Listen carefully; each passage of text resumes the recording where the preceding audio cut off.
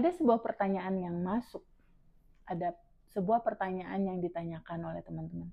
Dalam konteks spiritual, bagaimanakah membedakan antara melawan arus dan mengikuti arus yang sesuai dengan alirannya gitu, dengan jalan hidupnya, dengan sejatinya.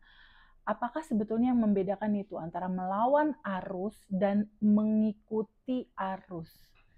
Gini teman-teman, tubuh ini adalah gambaran sebuah jiwa, gambaran sebuah ruang suci, di mana sebuah default penciptaannya adalah kita harus merasakan begitu banyak spektrum rasa dan itu diizinkan gitu. Diizinkan untuk kita merasakan itu semua. Karena semua proses perjalanan hidup, dia akan selalu membawa pada sebuah realita hukum keseimbangan. Jadi ada kebahagiaan, ada kesedihan, ada punya uang, ada hilang uang misal. Atau ada rasa sukacita, bahagia yang besar dan ada kekecewaan.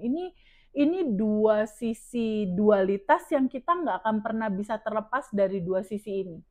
Kadang kita bertemu, mungkin kadang juga ada momentum berpisah gitu. Entah berpisah memang berpisah atau berpisahnya karena maut gitu. Nah, kebanyakan dari teman-teman ketika mengalami sebuah peristiwa tertentu, ketika ada satu hal yang tidak mengenakan misalnya dalam kehidupan kita, entah kita dikecewakan atau kita dibikin kesel, dikecewakan sama seseorang. Judul contoh melawan arus itu adalah sesuatu yang ketika itu terjadi kita nggak terima gitu. Kita nggak terima, kita menolak, kita mendorongnya, kita kesel, kita genggam, kita melekat sama kemarahan itu. Itulah yang melawan arus sebetulnya. Idealnya dalam kehidupan ini, apapun yang terjadi, semua sajian yang mampir atau hadir dalam kehidupan kita, naturalnya itu harusnya dia flowing. Naturalnya itu dia harusnya mengalir gitu, flowing. Apapun kebahagiaan yang ada, biasanya kan kita sambut terima, aduh seneng banget nih mengalami ini. Flowing dia mengalir, kita terima, kita rasakan penuh, lalu dia mengalir. Jadi ada masa dia datang, lalu dia pergi, hanya karena segalanya itu hanya sementara gitu. Nah, flowing ini ketika dia hadir lalu diizinkan untuk mengalir selesai, itu namanya flowing, itu namanya mengikuti alirannya. Nah, ada yang hidup selalu dan selalu dia komplain, selalu dan selalu dia mengeluh, selalu dan selalu dia nggak terima itu. Aku nggak terima, aku kesel. Bahkan kejadian 15 tahun yang lalu misalnya marahnya, keselnya, sakit hatinya tuh di titik sekarang tuh masih kebawa gitu. Masih disimpan sama dia. Itulah contoh yang melawan arus gitu. Biasanya yang melawan arus itu ujung-ujungnya lelah, capek. Dan ciri-cirinya biasanya orang-orang yang melawan arus itu orang-orang yang punya luka batin, punya trauma berkepanjangan, karena semua energi yang datang itu nggak dia terima, nggak dia sambut dan terima dengan kesadaran bahwa oh dalam kehidupan ini itu ada cerita dualitas. Ada cerita kebahagiaan kita sambut dan terima kebahagiaan itu. Ada cerita orang lain melakukan kesalahan sama kita. Ya izinkan aja itu hanya mengalir gitu. Nggak usah kemarahan, kekesalan, kekecewaannya tuh kamu simpen, kamu pendem-pendem di sini gitu. Jangan kamu melekat terhadap sebuah situasi. Karena segala hal yang melekat, dia menjadi endapan emosi. Nah, judul yang menjadi endapan emosi inilah yang menutup kelimpahan rezeki kamu mau masuk.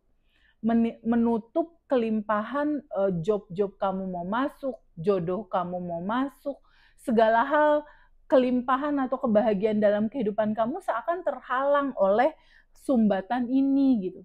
Jadi teman-teman harus mengetahui dua judul ini diangkat menjadi pertanyaan itu sangat keren sekali gitu ya. Bagaimana mengalir hidup flowing, mengalir mengikuti alur sejatinya kita. Satu lagi bagaimana ketika kita berjalan dalam kehidupan ini arusnya tuh kita melawan arus gitu. Nah, judul melawan arus tuh judul yang selalu kita nggak terima gitu.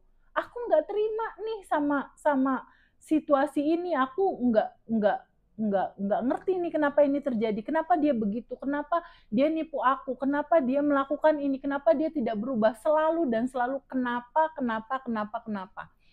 Karena orang itu tidak mengetahui bahwa sesungguhnya siapapun yang hadir di dalam kehidupan kamu, siapapun yang hadir dalam kehidupan kamu, itu adalah dirimu sendiri dalam bentuk yang lain.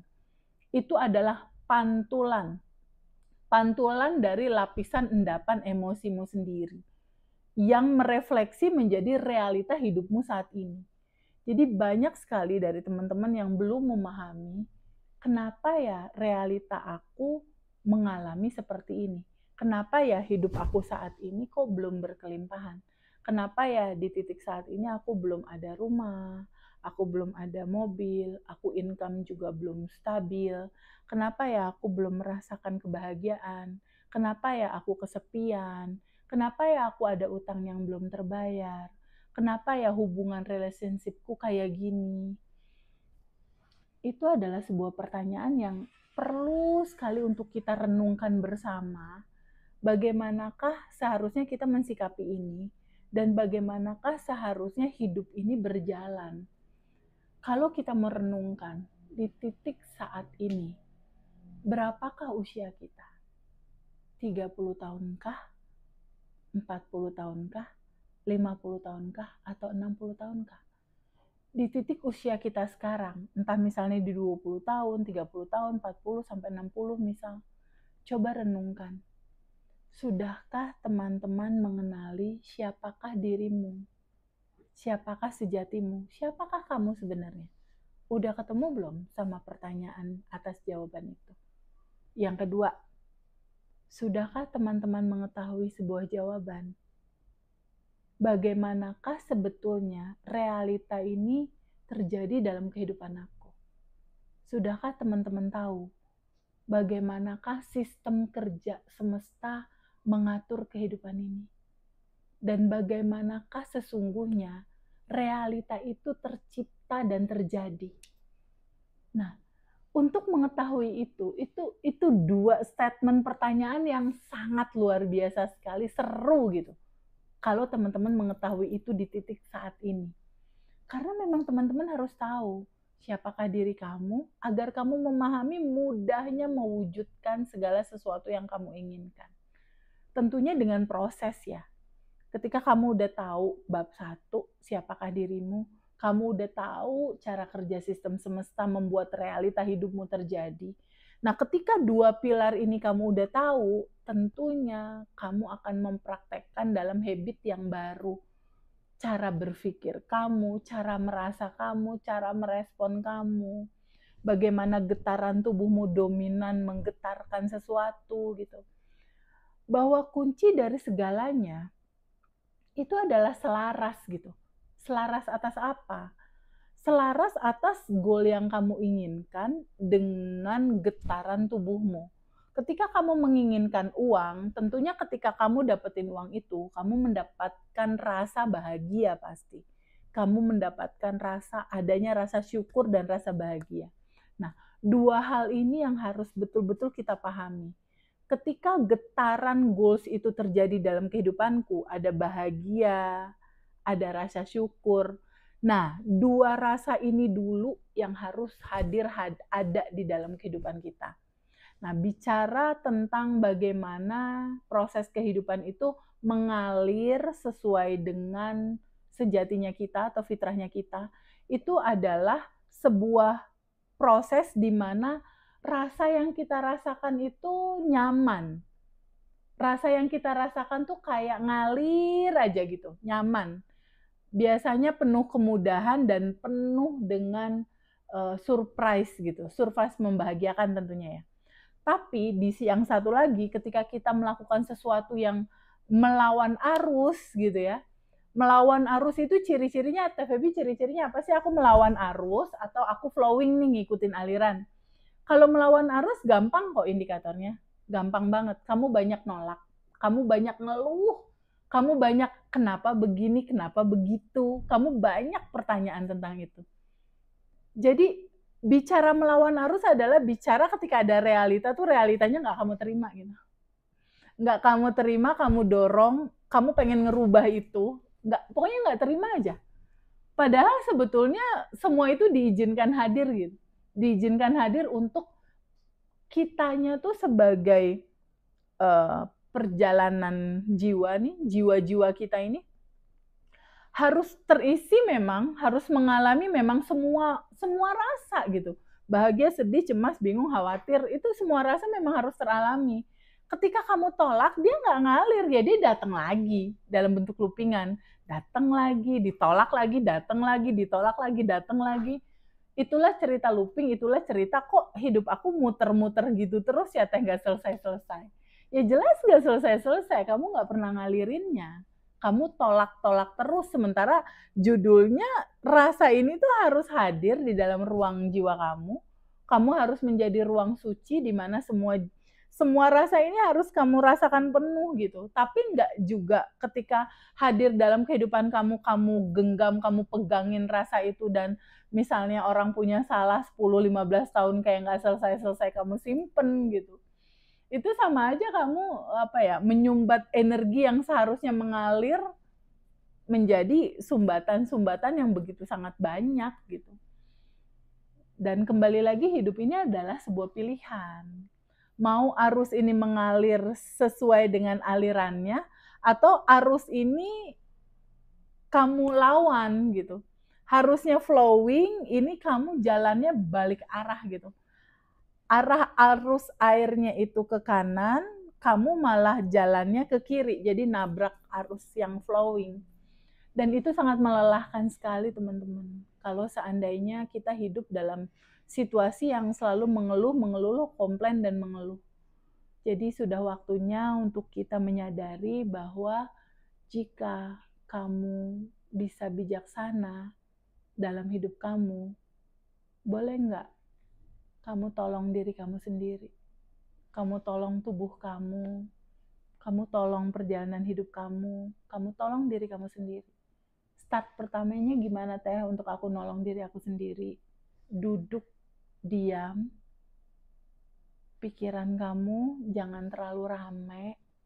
Ketika kamu diam, sejatinya kamu, naturalnya kamu, sejatinya kamu yang sudah tanpa batas dan berkelimpahan. Kesadaran tentang kemurnian, kebahagiaan dan kebahagiaan berikutnya itu akan datang gitu. Ketika kamu duduk diam. Minimal deh kalau untuk yang awal-awal ya, 5 menit aja sehari. Kamu bangun tidur udah mandi, udah enak ya, udah wangi. Kamu duduk diam hanya untuk mendengarkan nafas kamu aja. Kamu diam untuk mendengarkan nafas kamu aja. Lalu kamu ngomong ke dalam, ya Allah yang maha baik, wahai Tuhanku yang aku sayang misalnya, atau apapun nama itu disebut. Kamu mulai merenung 5 menit itu diam, sadari nafas, lalu mulai bertanya, ada lapisan endapan emosi apakah yang belum aku terima dan belum aku lepas. Tolong kasih tahu aku ingin mengalirkannya gitu. Sehingga penolakan-penolakan dalam realita kehidupan yang harusnya mengalir, tapi ini kamu melawan arus, nanti perlahan tubuh kamu akan fleksibel sendiri. Kamu akan merasakan kebijaksanaan yang lebih gitu dari sebuah realita perjalanan hidup. Jadi itu teman-teman ciri-ciri dari bagaimanakah jika arus itu flowing, biasanya dia nyaman dan hidup kita penuh kemudahan. Kalau seandainya melawan arus, biasanya gampang kok indikatornya.